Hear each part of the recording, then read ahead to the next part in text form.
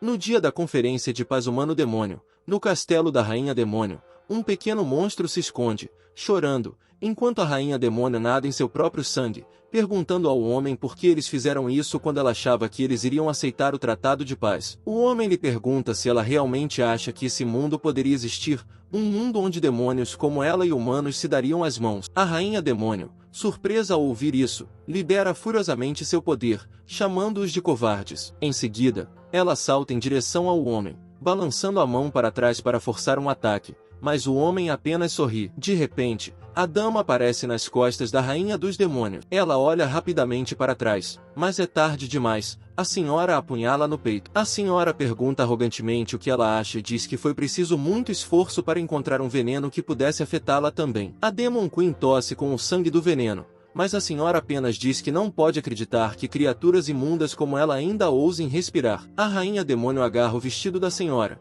deixando-a furiosa, que a golpeia continuamente enquanto a chama de imunda. O monstrinho, que testemunhou tudo, chora de dor. O homem interrompe a senhora e lhe diz que a Rainha Demônio é imortal, portanto a dor física não tem muito efeito sobre ela. Para selá-la, eles devem fazê-la sentir a dor real, uma dor que levaria sua alma a um canto. Em seguida, o homem diz aos seus homens que supõe que eles devem estar bastante reprimidos depois de uma viagem tão longa e que é hora de liberar a escuridão dentro deles. O monstrinho, chocado ao ouvir isso, sabe que precisa salvar a Rainha Demônio. A Rainha Demônio levanta a cabeça e vê o monstrinho chorando ao lado. Ela então sorri, chama-o de arquivo e ordena que ele fuja. Então, um dos homens agarra a rainha, e outro homem, sorrindo, saca seu canivete, dizendo que acha que a Rainha Cadela é apenas mais uma mulher. Afinal, o homem rasga as roupas da Rainha dos Demônios e a empurra para o chão, gritando que ela não pode nem se mover graças ao veneno, então eles podem fazer o que quiserem com ela. Ele rapidamente tira as roupas dela,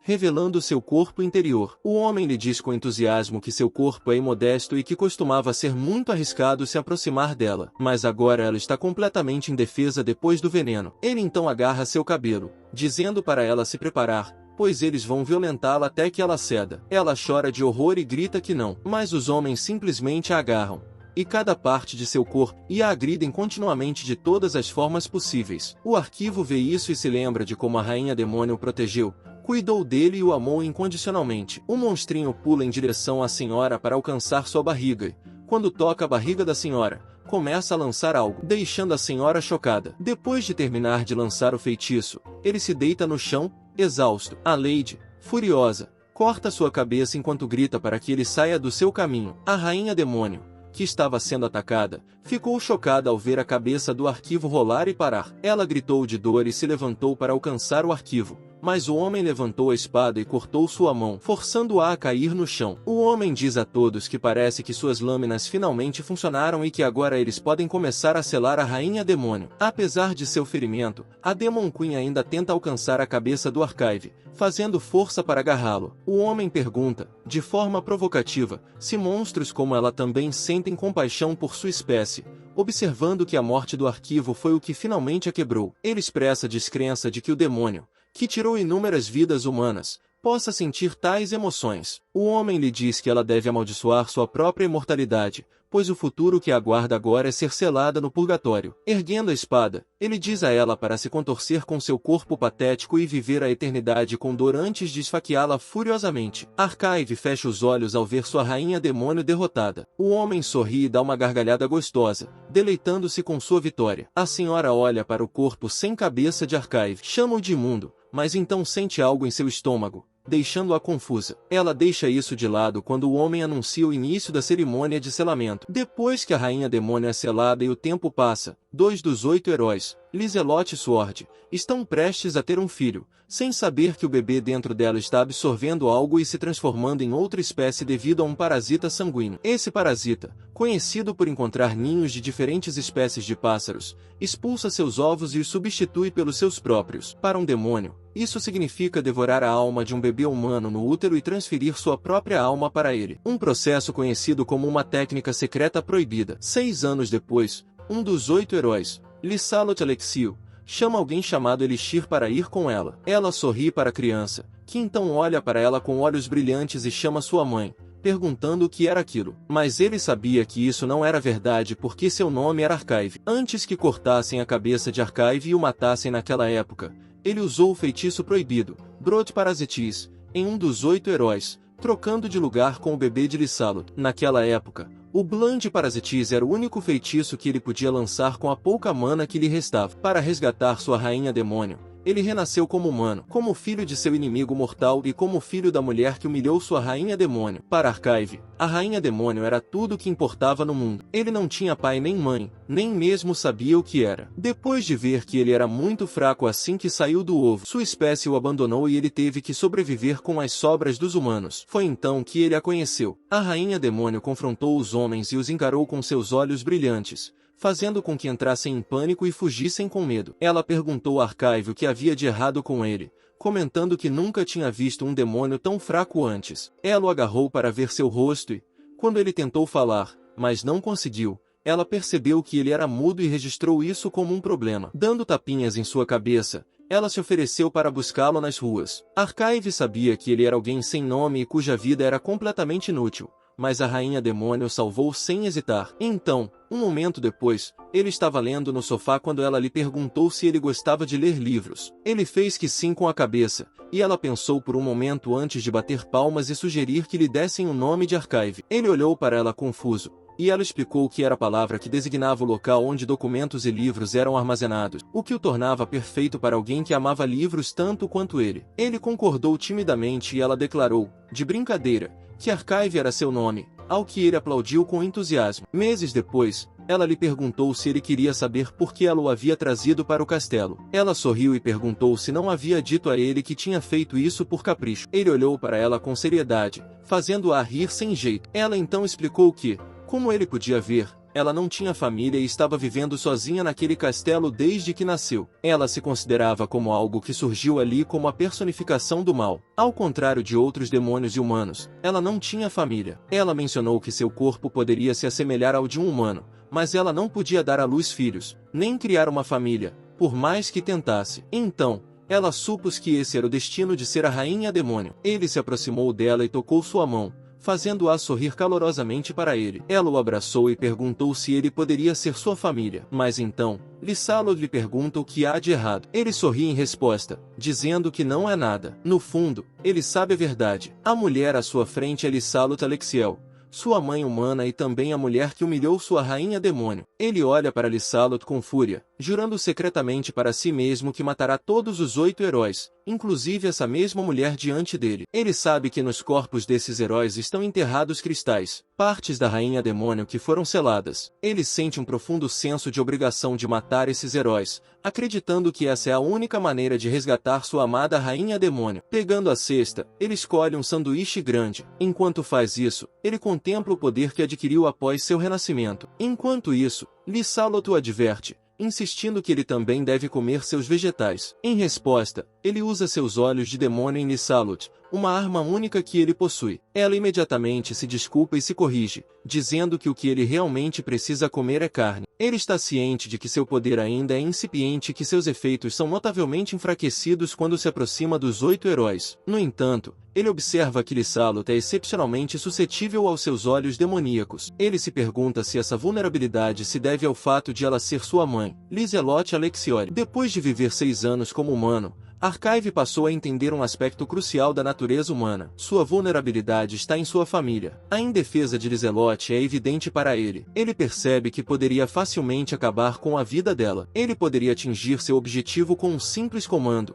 ordenando que ela se suicidasse. No entanto, há o Espada Alexio, um dos 8 heróis e um guerreiro nato, que também é seu pai. A mente de Archive se volta para uma lembrança de Sword, onde ele expressou abertamente seu desdém por qualquer um que se envolvesse com um demônio. Ele se lembra das palavras humilhantes de Sword para a rainha demônio, o desprezo e o desdém em sua voz e suas ameaças cruéis, demonstrando sua total falta de empatia ou respeito. Archive tem plena consciência de que Sword não tem afeição por ele, seu próprio filho. Isso significa que seus poderes demoníacos, embora significativos, ainda não são páreo para Sword. Ele suspeita que Sword poderia facilmente combater os efeitos de seus olhos de demônio simplesmente por meio da força de vontade. No entanto, Archive tem um plano, uma maneira de derrotar Sword. Ele decide manipular Lysalut, usando-a contra Sword. Ao colocar o herói contra sua amada, Archive vê um caminho para a vingança. Esse é o método que ele escolhe para se vingar, uma estratégia nascida de um ódio profundo e do desejo de libertar sua rainha demônio. Mais tarde, Sword grita com Lysalut, dizendo-lhe que não pode fazer isso e que não há como amá-lo. Ela calmamente pergunta por que isso acontece.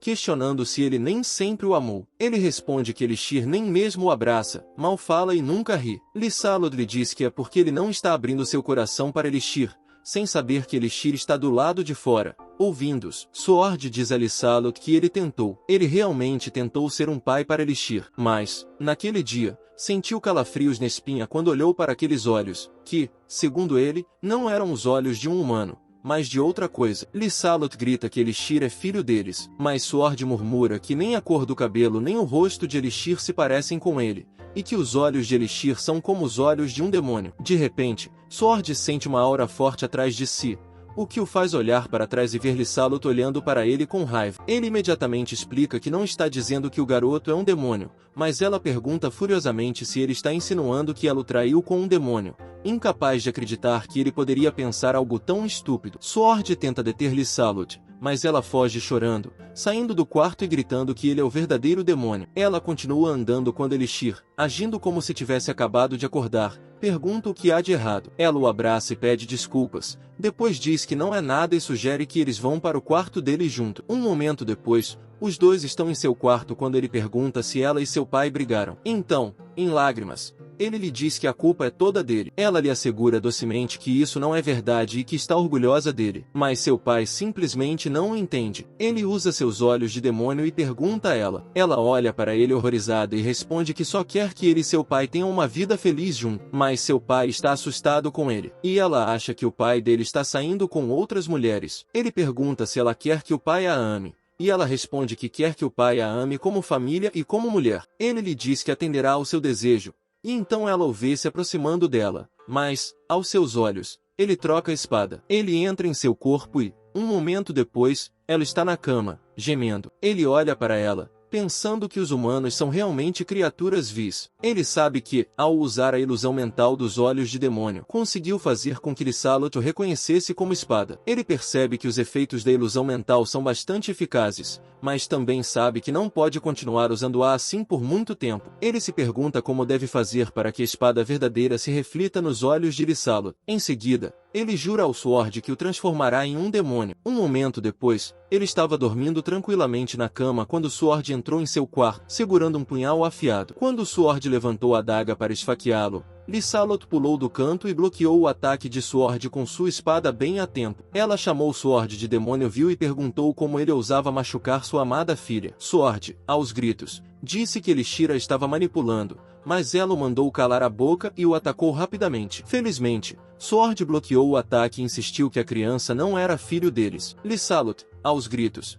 chamou-o de demônio imundo e mandou-o calar a boca. Depois disse a Elixir para fugir, o que ele fez, sorrindo. Momentos depois, ele estava rindo sob a lua cheia, perguntando aos humanos inúteis o que achavam de suas artimanhas. Ele não conseguia acreditar que criaturas tão vergonhosas e fracas tivessem conseguido exterminar os demônios, achando isso realmente patético. Levantando as mãos no ar, ele perguntou à rainha demônio se ela o estava observando. Fechando os olhos, ele se lembrou de que, em sua vida anterior, havia sido completamente impotente, mas agora havia completado uma parte da vingança deles. Ele disse à rainha demônio para continuar vigiando e prometeu se vingar dos heróis que a levaram embora. De repente, a espada, cheia de golpes, lhe disse que ele havia entendido tudo. Sorrindo, ele perguntou ao Sword se foi ele quem sobreviveu, comentando que achava que seria o contrário. Sword, gritando, disse-lhe que não ficasse convencido, pois ele havia acabado de colocar Lysalut para dormir. Então, chamando de demônio,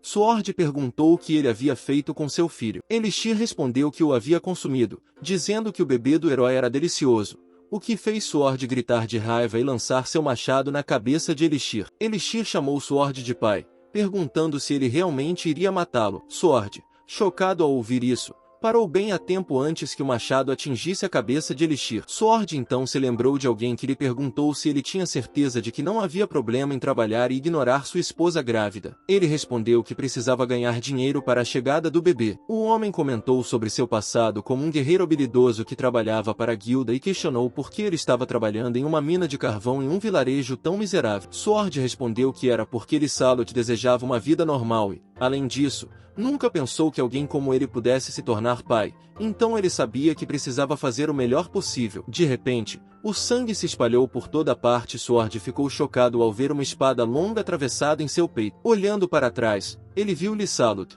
que furiosamente lhe disse que Elixir era seu filho. Então, Sword caiu no chão e lentamente fechou os olhos em sinal de morte. Elixir levantou a mão e pensou que eles estavam apenas começando. Em seguida, ele estala os dedos e a alma de Lysalut retorna ao seu corpo. Voltando lentamente à realidade, ela vê Sword morto, deitado em seu próprio sangue. Chocada, ela se abaixa, perguntando-se o que estava fazendo e por que Sword estava ali, sem vida. Ele lhe diz que Sword estava certo. Ela, Lysalut Alexioli, a heroína, foi manipulada pelos olhos demoníacos dele e matou o próprio marido, confundindo-o com um demônio. Ela olha para suas mãos ensanguentadas e pergunta por quê. Enquanto ela grita e chora em desespero, ele a informa friamente que não é seu filho. Ele é Archive, o vil demônio que ela matou. Lysalut tapa os ouvidos, chorando e gritando de dor. Ele pergunta a ela, de forma provocante, qual é a sensação de ser humilhada e de ter sua mente manipulada, chamando-a zombeteiramente de poderosa heroína, a salvadora do mundo,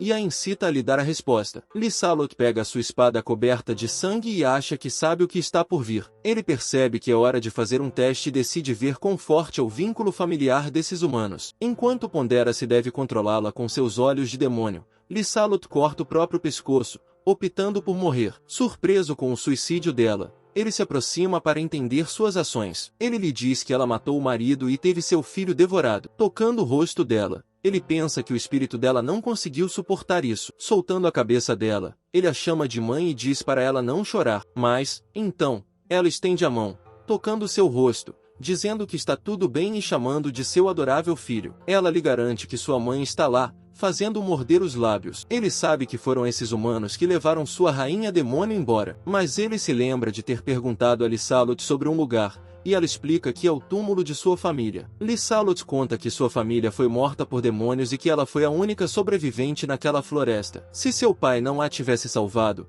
ela também estaria naquele túmulo. Ele olha para a lápide e vê Lysalut pedindo desculpas à mãe por ter se atrasado. Lysalut então diz à mãe que tem algo para compartilhar. Levantando, ela diz em lágrimas à mãe que a filha delas agora também tem uma família. Ela declara que todas as brigas e vinganças acabaram e que, de agora em diante, viverá sua vida para seu marido e filho. Ela implora aos pais que cuidem deles, levando-o a perceber que foi a espécie deles, os demônios, que os roubou primeiro. Então, Lysalut, com lágrimas nos olhos, promete a ele que sempre o protegerá. Portanto, ele não deve ter medo. Ela então fecha os olhos, chamando docemente o nome dele. Seus olhos se enchem de lágrimas ao ver Lysalut morrer, e as lágrimas escorrem pelo seu rosto, fazendo pensar no que elas são. Ele se lembra da rainha demônio perguntando se ele poderia ser sua família, olhando silenciosamente para o corpo sem vida de Lysalut por um momento. Ele cerra os dentes com raiva e pergunta a Lysalut se isso é algum tipo de piada. Em seguida, ele pega a espada e a lança contra o corpo morto de Lysalut,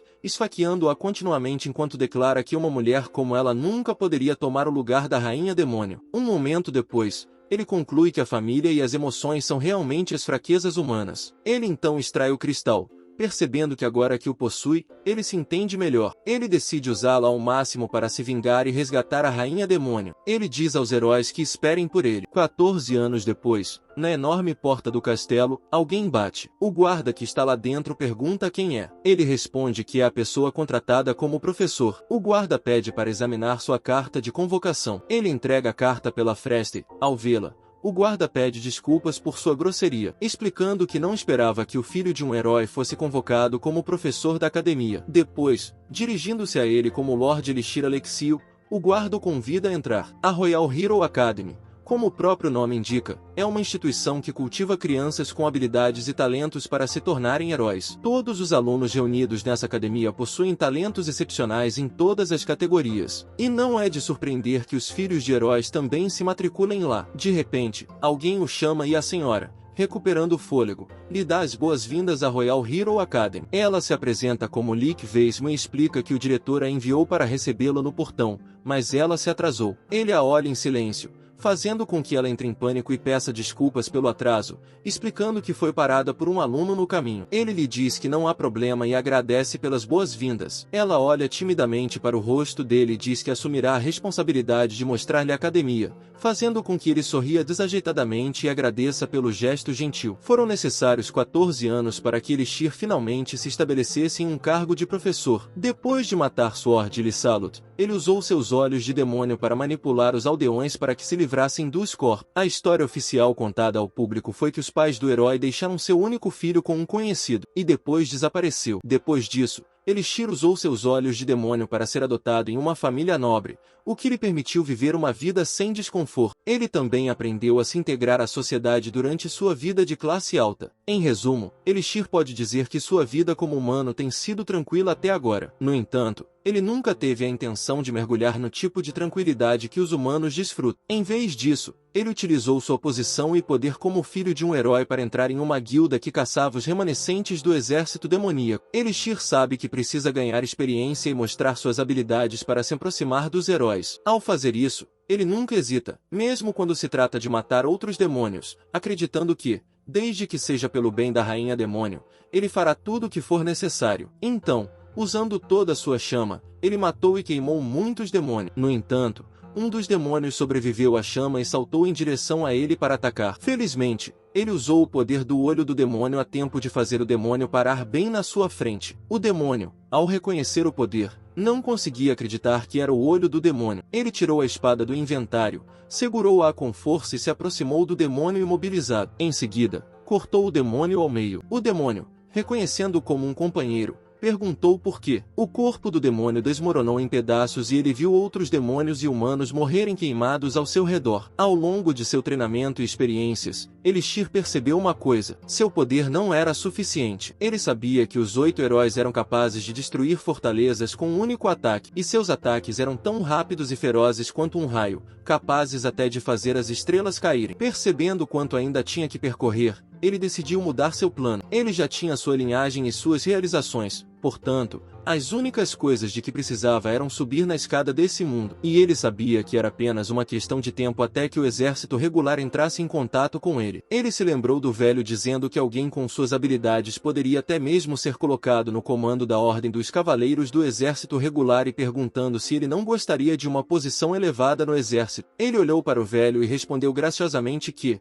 com sua permissão, se fosse servir no exército regular, ele tinha uma colocação preferida. O ancião pediu que ele falasse, pois talvez pudesse ajudar, ao que ele respondeu que sempre sonhou em ser professor. O único motivo da vinda de Elixir à academia era fazer uma lavagem cerebral nos filhos do herói e transformá-los em seus peões. Ele olhou nos olhos deles, fazendo-os se alinharem respeitosamente, enquanto pensava em medo, certificação, clarividência, charme e segunda visão. Ele decidiu usar todas as habilidades que tinha com seus olhos de demônio para seduzir aquelas mentes jovens. De repente, um aluno esbarrou nele e caiu no chão, enquanto ele jurava silenciosamente fazer com que os heróis sentissem o gosto do desespero quando seus filhos amados os matassem enquanto dormiam. A senhora disse que sim, mas então ele notou um poder brilhante dentro dela, o que o surpreendeu e o fez lembrar do homem que havia humilhado a Rainha Demônio. Ela o agradeceu pela ajuda e se retirou timidamente. Ele viu a moça fugir e perguntou a Lick quem ela era. Lick respondeu que a garota era filha do grande herói, Lord Flugel Retton, Lady Retton. Um momento depois, na sala de aula, ele começa dizendo aos alunos que a alquimia é amplamente mal compreendida pelas pessoas. Muitos a veem como um mero subproduto da magia, mas essa suposição, ele afirma, é errônea. Seu olhar se volta para Lady Retton, que ouve atentamente. Ele reflete sobre a identidade dela como a única filha de Frugal Retton, o reverenciado cavaleiro sagrado responsável por selar a Rainha Demônio. Lady, ele observa, é proficiente em artes marciais e literárias, possui olhos encantadores e emana uma fibra moral robusta, atributos que seu valente pai cavaleiro admira muito. No entanto, algo o intriga. Lady parece isolada, aparentemente sem amigos. Uma característica que ele pensa ser comum entre os intelectualmente talentosos. De repente, uma voz interrompe sua linha de raciocínio, proclamando em alto e bom som que a alquimia é totalmente inútil. O homem, um tanto irritado, responde que seu objetivo nessa aula não era apenas instruir sobre a fabricação de venenos ou poções. Com a voz carregada de frustração, ele explica que as origens da alquimia estão além dessas aplicações restritas. Para ilustrar seu ponto de vista, ele pega uma página de um caderno e declara sua intenção de reformular a perspectiva deles. Infundindo o papel com seu poder, ele o corta habilmente no ar, dividindo a mesa em duas. O ato deixa todos os alunos da sala atônitos. Ele explica que apenas ampliou a densidade do papel e induziu uma leve vibração usando eletricidade, transformando um pedaço de papel inócuo em uma lâmina letal. Soltando o papel, ele continua sua palestra, detalhando como a análise e o aprimoramento das propriedades de um objeto são fundamentais para a alquimia. Então, para finalizar, uma luz verde irradia do papel, remontando gradualmente a mesa dividida até que ela pareça ilesa, perguntando aos alunos se agora eles estão inclinados a aprender. A resposta deles é um coro de aplauso, elogiando sua demonstração legal e impressionante. Ele lhes dá um sorriso, mas, internamente, os considera insignificantes. O espanto deles com uma demonstração tão básica de poder o leva a questionar o potencial deles como futuros heróis. Seu olhar se volta para Lady, contemplando se a prole de um verdadeiro herói poderia ser tão facilmente cativada por tal simplicidade. No entanto, ao ver os aplausos ansiosos de Lady, ele começa a duvidar de sua avaliação inicial. Apesar da admiração, um cético entre os alunos o desafia. Ele aponta que cortar um pódio com papel não é nada impressionante. A frustração do homem aumenta e ele decide colocar o cético à prova. Conjurando um item em sua mão, ele reconhece a aparente familiaridade do homem com a alquimia. Apresentando uma garrafa de água, ele desafia o homem a transformá-la em algo diferente. O homem se levanta, exalando confiança, e se aproxima da mesa com a garrafa, colocando a mão sobre ela. Ele canaliza seu encantamento, incendiando a garrafa e fervendo a água dentro dela. Ofegante com o esforço, ele se vira para buscar validação. No entanto, ele se depara com um lembrete de que a tarefa era transmutar a água em uma substância distinta, não apenas alterar seu estado. O homem, um tanto confuso, concordou e explicou que era exatamente por isso que ele a fervia. Frustrado, ele diz ao homem que a água continua sendo água, mesmo quando fervida, e que o que ele usou foi magia de encantamento, não alquimia. Os alunos riram do mal-entendido do homem, mas ele deu um tapinha tranquilizador no homem, dizendo-lhe que ele era muito bom em magia de encantamento. O homem, no entanto, apenas afastou a mão e foi embora. Voltou ao seu assento e foi incentivado a dizer que tinha talento e que deveria ficar quieto e aprender. Em seguida, ele desafiou o restante da classe, perguntando se alguém poderia se sair melhor do que o homem, especialmente porque todos riram. Ele os convidou a levantar a mão se fossem corajosos o suficiente para evitar o constrangimento, mas ninguém se atreveu. Isso fez perceber como os seres humanos podem ser simples, provando seu talento, garantindo que não o subestimassem e mantendo uma distância respeitosa. Tudo isso era necessário para alguém que segurava a bengala do professor. Voltando sua atenção para Idri, ele pediu que ela se aproximasse, causando perplexidade entre ela. Os alunos olharam para ela enquanto ela timidamente tentava recusar, mas ele insistiu, dizendo que tinha ouvido falar que ela era uma excelente aluna e perguntando se ele estava enganado. Ela se levantou timidamente e desceu as escadas, depois se acalmou e usou seu poder de restauração na garrafa. Ele ficou surpreso ao vê-lo, reconhecendo-o como um feitiço normalmente usado por alquimistas de alto nível, e percebeu que ela realmente tinha talento. No entanto, ele notou que a expressão dela estava mudando e se perguntou o que estava acontecendo com ela enquanto a olhava. De repente, ela soltou um gemido sussurrado, e ele imediatamente usou seu olho demoníaco de clarividência para verificar o que estava acontecendo. Para sua surpresa, ele viu um corpo, o que o fez pensar se a jovem estava realmente excitada. Idley recupera o fôlego e anuncia que terminou. Sem emoção, ele a observa, pega a garrafa, levanta-a para a luz do sol que entra pela janela, examina o líquido verde em seu interior e, em seguida, despeja-o sobre a mesa. Para sua surpresa, o líquido produz plantas que rapidamente se entrelaçam ao redor da mesa. Um dos alunos grita de espanto, observando que o pódio de madeira parece ter se curado. Outro aluno,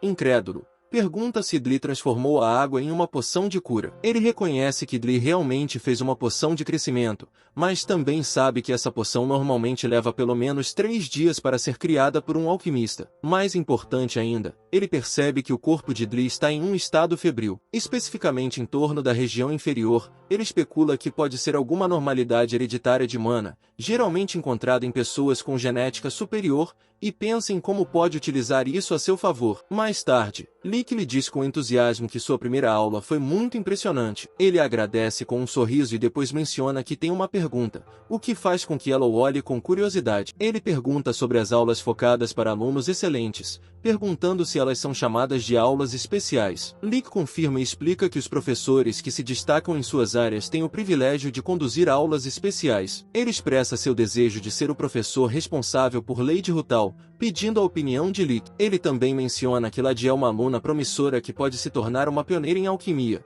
e que ele teria o maior prazer em ensiná-la. Lick responde que a seleção de professores para aulas especiais é determinada por meio de indicações durante a reunião de seleção. Ele se aproxima, pedindo esclarecimentos sobre a reunião de seleção. Lick explica que se trata de uma reunião dos melhores alunos, na qual os professores mostram suas habilidades e os alunos acabam escolhendo o mentor de sua preferência para aulas especiais. Ele dá um passo atrás, entendendo o processo, e decide tomar a iniciativa de conversar com Idri. No entanto, ele percebe que Idley está conversando com um outro professor. Lick o informa que o pai de Idley já recomendou que ela ficasse sob a supervisão da Vishas Vengal, de acordo com a política da família. Ela acredita que Idley acatará a decisão de seu pai. Ele, no entanto, apenas sorri em resposta, parecendo não se incomodar com essa informação. Mais tarde, no quintal da academia, Idley observa os alunos conversando alegremente ao lado e, quando eles a notam, ela imediatamente se vira para ir embora. Mas, de repente, alguém lhe pergunta se é por causa de sua condição que ela gosta de ficar sozinha. Ela olhou para trás em choque e viu Elixir lendo tranquilamente no banco. Ela ficou surpresa ao ouvir isso de seu professor, mas ele apenas perguntou seriamente se eles deveriam conversar um pouco enquanto comiam. Um minuto depois, eles se sentaram sem jeito no banco. Ela olhou para ele e ele lhe perguntou o que era. Ela timidamente não respondeu nada e disse que o sanduíche que ele estava segurando parecia saboroso. Ele respondeu que entendia e comeu o sanduíche. Ela lhe perguntou se a esposa havia preparado o sanduíche para ele e lhe disse que estava muito bom. Ele mordeu o sanduíche e respondeu que era solteiro. Ela perguntou, suando, se ele mesmo havia preparado o sanduíche e ele respondeu que sim. Ela olha para ele sem jeito e não consegue pensar em nada, mas então ele pergunta se ela quer um pouco e diz para ela pegar o que quiser. Ela disse a ele que ia pegar um e pegou o sanduíche, mas antes que ela pudesse pegar o sanduíche que escolheu, ele o pegou mais rápido e o comeu como um cachorro faminto enquanto dizia a ela que as crianças deveriam comer carne. Ela olhou para ele confusa, lembrando-se de que ele havia dito que ela poderia pegar o que quisesse e mordeu o sanduíche. Mas então ela ficou chocada quando provou. Então ela lhe disse que estava realmente delicioso,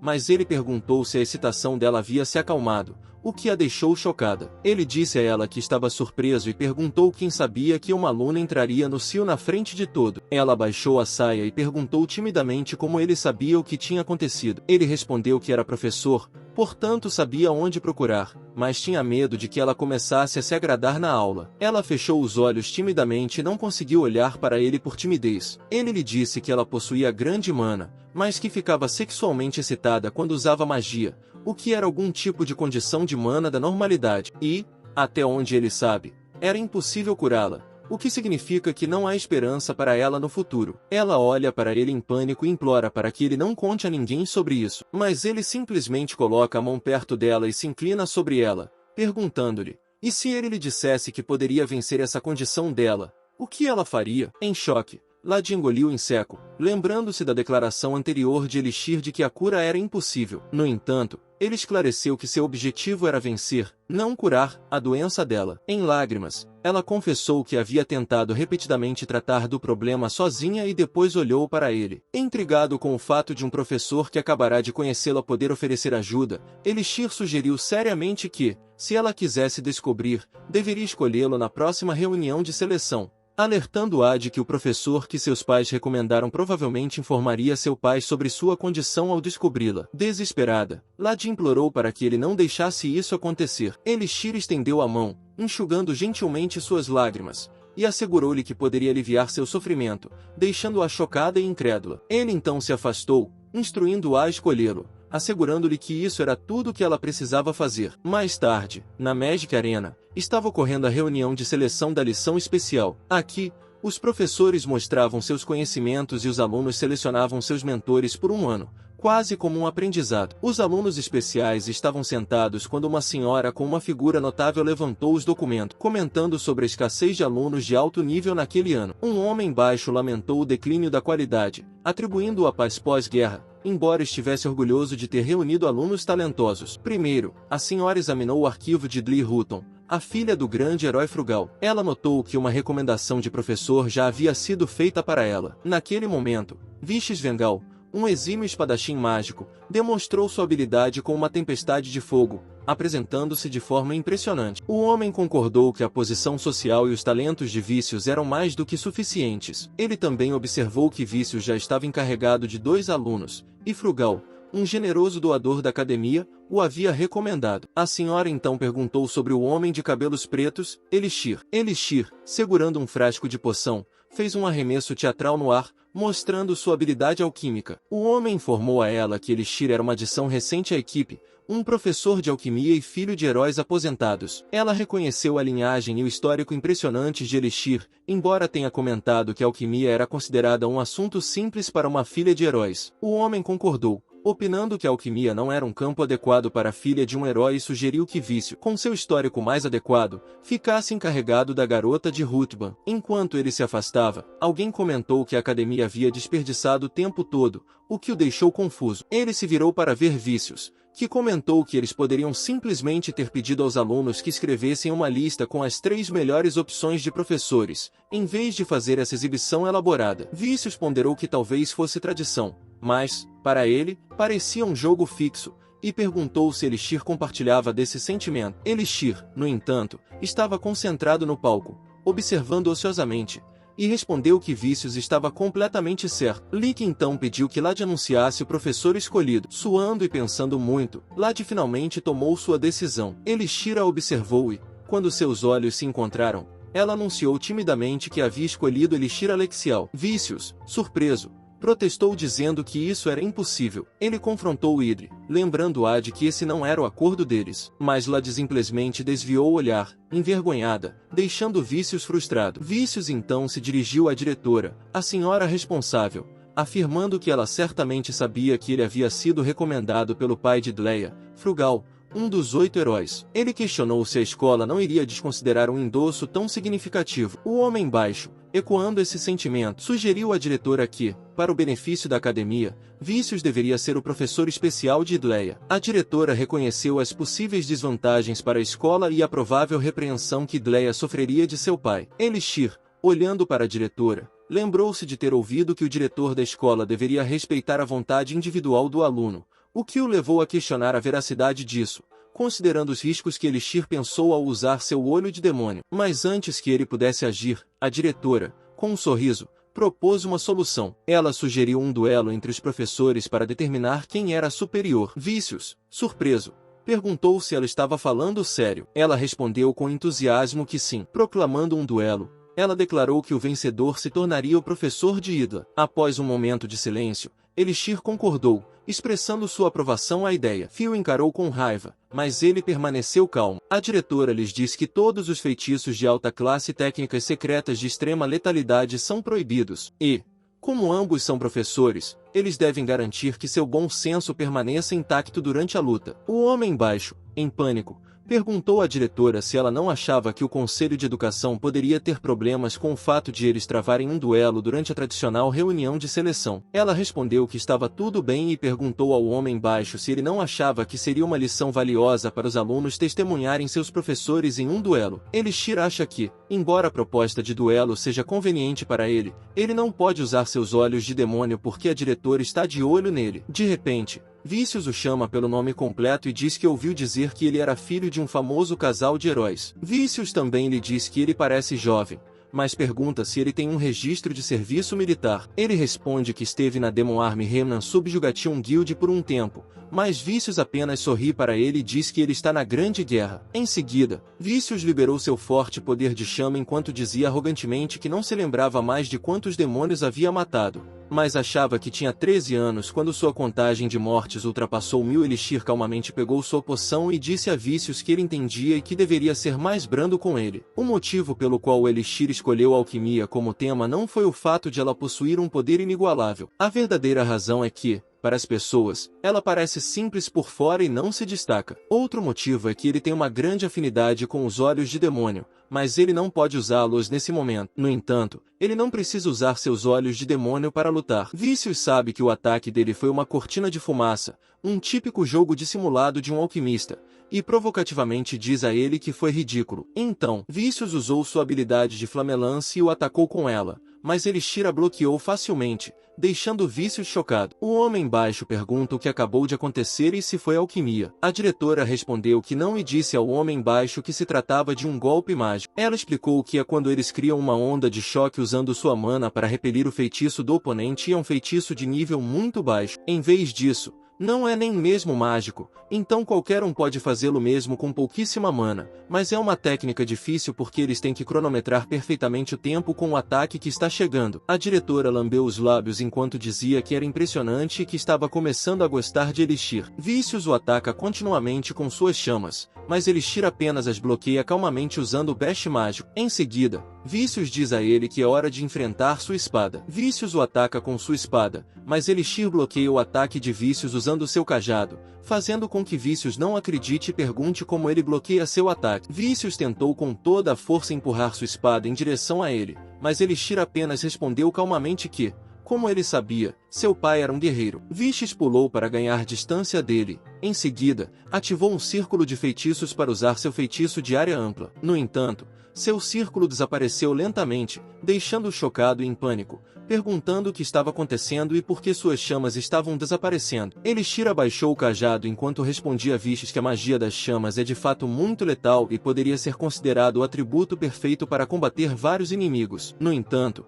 as chamas são apenas chamas, mesmo quando fortalecidas por mana, e é o atributo que é mais facilmente afetado por seus arredores. Vícios olhou exausto para ele e recuperou o fôlego. Elixir disse a Vícios para não se mexer muito, pois ele desmaiaria por falta de oxigênio. Vícios gritou que não podia acreditar nisso, mas Elixir explicou calmamente a Peixes que o ar é necessário para manter uma chama e que o pó fino dentro da pequena garrafa que ele jogou no início absorve todo o ar ao seu redor quando exposto a calor suficiente. Em seguida, mostrou o frasco e admitiu que aumentou a eficácia com sua mana, mas, no final, era apenas bicarbonato de sódio. Vícios soltou a espada e perguntou se ele estava dizendo que aqueceu o bicarbonato de sódio com seu feitiço e arruinou seu próprio ataque, ao que Elixir respondeu com orgulho que sim e perguntou a Vícios se ele gostaria de continuar agora. Vícios colocou as mãos no chão e, aos gritos, chamou-o de maldito amador, dizendo-lhe para não se meter com ele. Em seguida, Vícios lançou um enorme círculo mágico abaixo dele, que rachou o chão. Elixir se posicionou,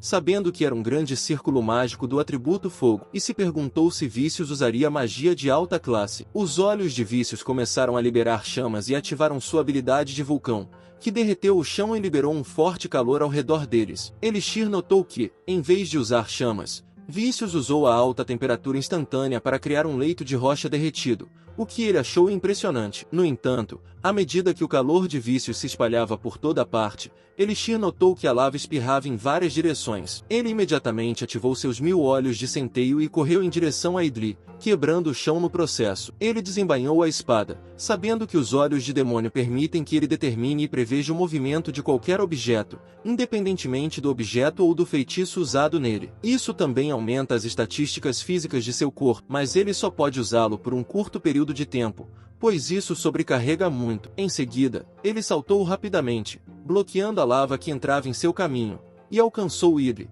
pensando que era seu trunfo em um duelo. Uma enorme explosão apareceu no palco e, quando Lade abriu os olhos lentamente, ela viu Elixir na fumaça, perguntando se ela estava bem e apontando a espada para Vícios para protegê-la. Em seguida, ele disse furiosamente a Vícios que perguntaria a ele novamente e perguntou se ele gostaria de continuar. No dia seguinte, ele estava tomando chá tranquilamente em seu quarto quando percebeu que tinha sido um erro usar seus olhos de demônio na frente dos chefões, especialmente porque seu plano era vencer de forma direta. Em seguida, jogou seu chá pela janela. Os 1000 olhos irados são um olho de demônio que os humanos também podem usar. Além disso, os humanos podem usar a clarividência, portanto, mesmo que isso chame a atenção, eles ainda podem usar essas habilidades em público. Petrificação, encanto e medo são exclusivos dos demônios, e Elixir sabe que não pode ser imprudente usá-los em público como antes. Além disso, há outras habilidades, mas elas estão fora da norma e são estritamente proibidas de serem usadas. Ele sabe disso. De qualquer forma,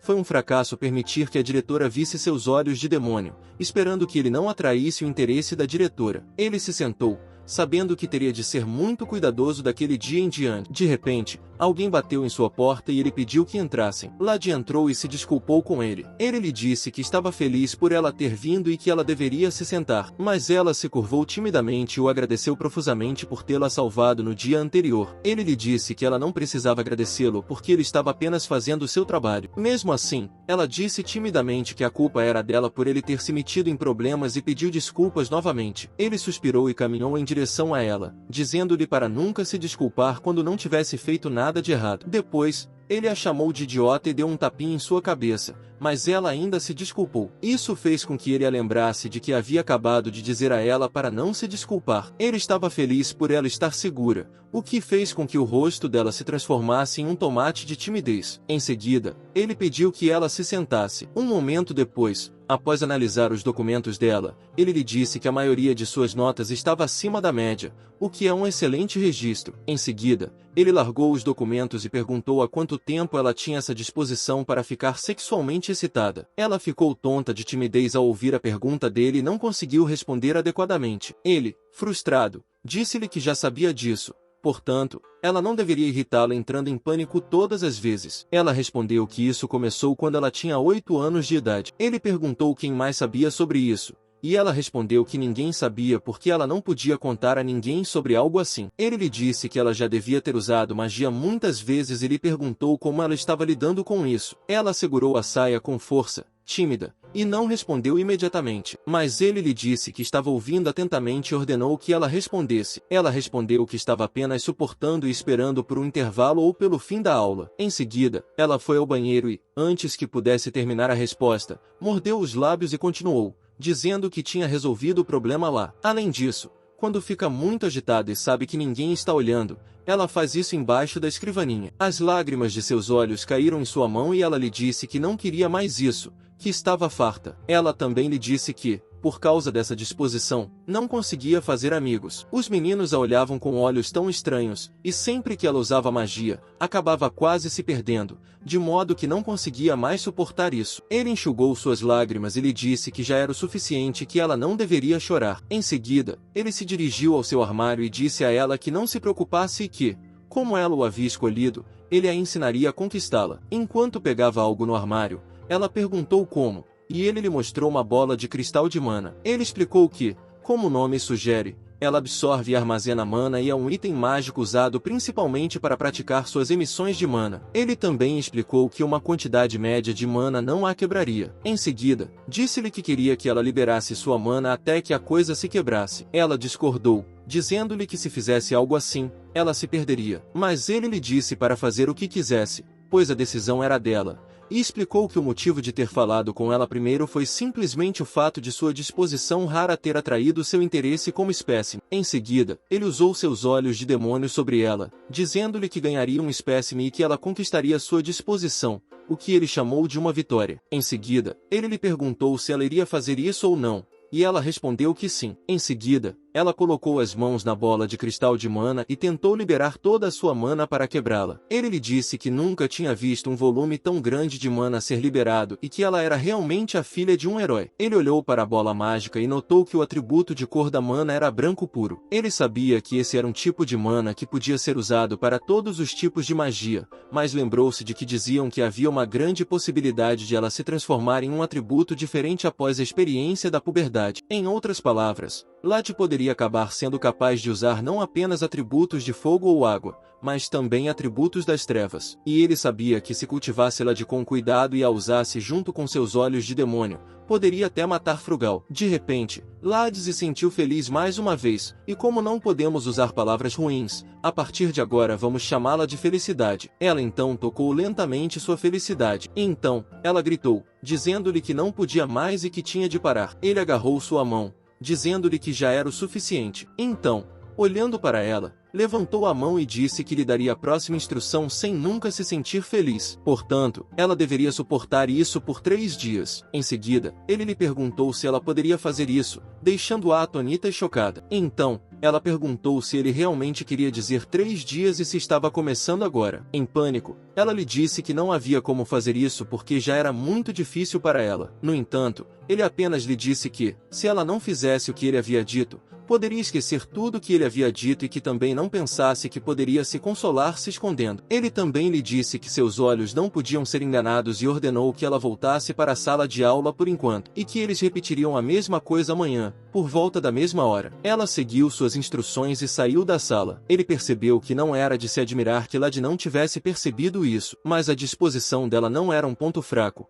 pois era um fator que poderia aumentar seu potencial se fosse bem administrado. Ele sabe que há uma maneira mais simples para Lad conquistá-la, mas ele não conta a Lad sobre esse método porque quer torná-la dependente dele. Lad olhou tristemente para baixo e começou a se afastar de seu escritório. Então, nos últimos dias, Lad estava inquieta, fazendo o possível para não se sentir feliz. Mas um dia, ela saiu correndo da sala de aula e, quando teve certeza de que estava sozinha, levantou a saia para fazer algo mágico. Então, ela se lembrou de Elixir lhe dizendo que, se ela não fizesse o que ele lhe disse para fazer, poderia esquecer tudo o que ele lhe disse. Chorando, ela se impede de ficar feliz e se abaixa no chão, repetindo para si mesma que não quer ser assim. Depois de 3 dias, o professor chamou-la para ir até a frente e resolver o problema. Mas quando estava prestes a se levantar, ela caiu lentamente e se estatelou no chão, fazendo com que a professora chamasse seu nome em pânico e preocupação. Então ela se lembrou de que, quando era jovem, tentou mostrar a poção ao pai. Flugel deu um tapinha em sua cabeça e a elogiou por ter feito um ótimo trabalho. Um momento depois, ela abriu os olhos lentamente e viu alguém, o que a fez pensar que era seu pai. Mas quando ela abriu completamente os olhos chorosos, viu um Elixir dizendo que ela estava finalmente acordada e que ele estava apenas se certificando de que ela não havia machucado a cabeça. Então ele lhe disse para não se mexer. Ela olhou para ele e tentou dizer alguma coisa, mas antes que ela pudesse falar, ele a elogiou por ter feito um ótimo trabalho nos últimos 3 dias, fazendo com que ela cobrisse o rosto com um cobertor por timidez. Ele colocou um pouco de água no copo e lhe disse que ela poderia se mover agora e que eles repetiriam o mesmo processo amanhã, aumentando gradualmente a resistência dela. Ela lhe perguntou com tristeza se sua condição seria curada se ela continuasse. Ele lhe deu a água, respondendo que não seria curada, mas que ela certamente se acostumaria com ela à medida que eles aumentassem gradualmente os intervalos. Ele prometeu que um dia ela seria capaz de levar uma vida normal. Em seguida, ele perguntou se ela tinha certeza de que queria continuar,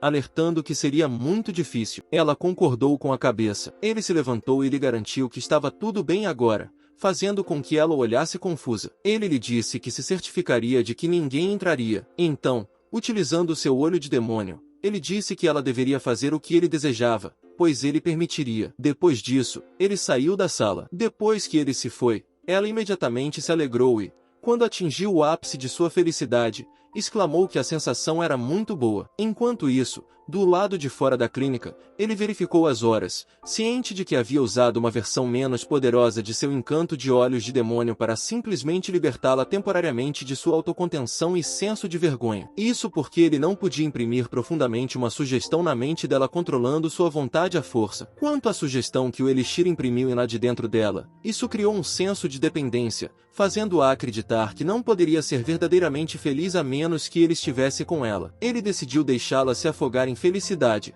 sendo ela filha do herói. Alguns dias depois, Lady estava em sua sala de aula, percebendo que havia suportado aquilo por 5 dias, e sentiu seu corpo tão quente que queria ficar feliz agora, mas achou estranho o fato de poder suportar aquilo. Então, timidamente, ela pensou que era uma loucura ter feito isso na clínica da escola da última vez, mas ela sabia que a sensação era muito boa, o que a fez pensar se Elixir a deixaria fazer isso hoje. Mais tarde, ela implorou a ele. Quando ele permitiu, ela se apressou em ficar feliz. Dias depois de fazer isso repetidamente, ela o chamou de forma tímida e ociosa e implorou por sua mão. Em seguida, perguntou se ele poderia deixá-la usar sua mão. Ele deu a mão a ela, enquanto ela dizia que amava sua mão e implorava por mais, fazendo-o saber que, ociosamente, a filha do herói estava ao redor de sua mão como ele planejava. Em seguida, ele diz a Frugal para ouvi-lo, pois sua filha agora é dele. Bem, pessoal, esse é o fim do vídeo. Se gostou deste vídeo, comente a parte 2 na seção de comentários. Além disso, inscreva-se no canal, clique no sino e curta o vídeo. Obrigado por assistir e até a próxima. O vídeo chegou ao fim, pessoal. Quem quiser uma continuação comenta aí. E não esqueça de deixar o like e se inscrever no canal. Até o próximo vídeo.